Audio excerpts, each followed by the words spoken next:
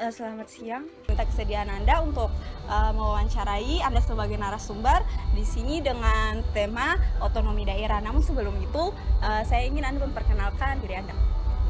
Terima kasih atas kesempatan yang diberikan. Perkenalkan, nama saya Joses Hanubun.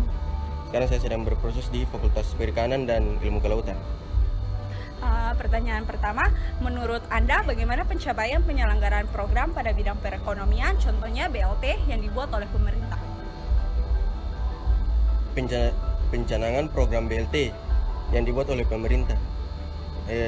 Yang pertama, kalau menurut beta dari program sendirinya sudah bagus.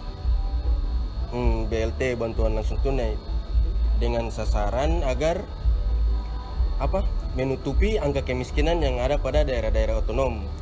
Itu sasarannya, tapi menurut beta pribadi untuk pelaksanaannya di lapangan berbeda. Menurut beta bantuan BLT sendiri tidak efektif dan tidak jangka panjang, sebab uang yang dikasih selesai itu habis-habis.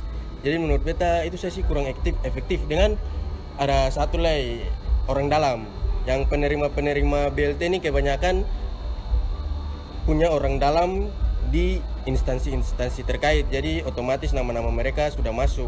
Jadi sasarannya untuk ke masyarakat kecil kadang tidak sampai langsung ke dong punya tangan begitu. Ya, menurut kita itu saya. Terus menurut Anda apakah program yang dibuat dapat memenuhi kebutuhan dari masyarakat, dan apakah masyarakat setempat merasa puas dengan program yang dijalankan oleh pemerintah? Dapat menutupi, iya, tapi tidak jangka panjang. Puas pun tidak. Pertanyaan selanjutnya, menurut Anda mengapa masih saja ada daerah yang tertinggal setelah diberlakukannya otonomi daerah, contohnya penggunaan APBD, anggaran pendapatan, dan belanja daerah? Ya, menurut beta soal APBD untuk setiap daerah-daerah otonom kan beda-beda. Yang pertama, kembali lagi ke pemerintah daerah itu, bagaimana memanfaatkan APBD dengan dana segitu untuk bisa memenuhi kebutuhan rumah tangga yang ada di daerah otonom.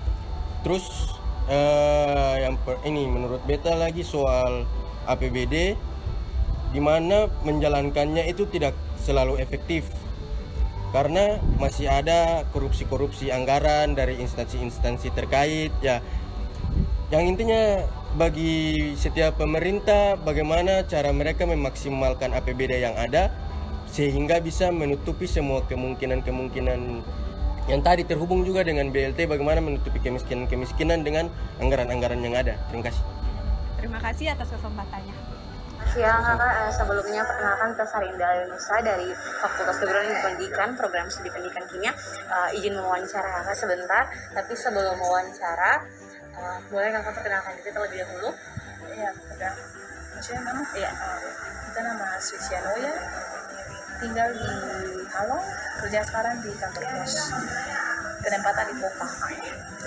Kakak di sini ada 2 pertanyaan yang akan kita tanyakan. Yang pertama itu otonomi daerah itu kewenangan yang diserahkan kepada pemerintah daerah untuk menciptakan kesejahteraan masyarakat.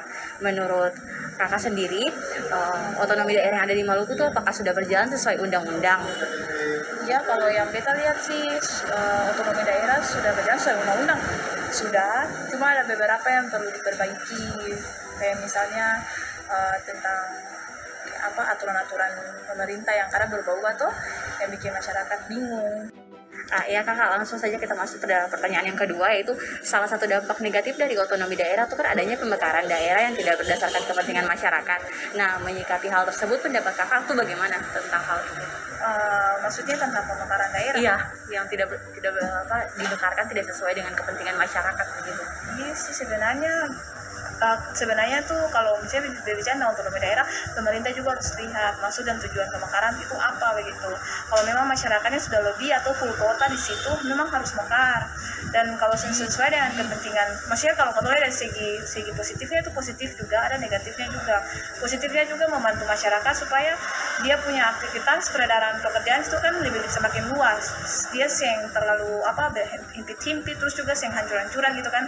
Tapi kalau di mekar juga dong harus panggil masyarakat, sosialisasi juga tuh, bicara dulu apa tujuannya biar dong juga yang punya dampak pemikiran negatif dan juga akan dong merasa bahwa itu penting pardon begitu. Itu sih kalau menurut beta. Ya kakak, mungkin udah pertanyaan saja kakak, terima.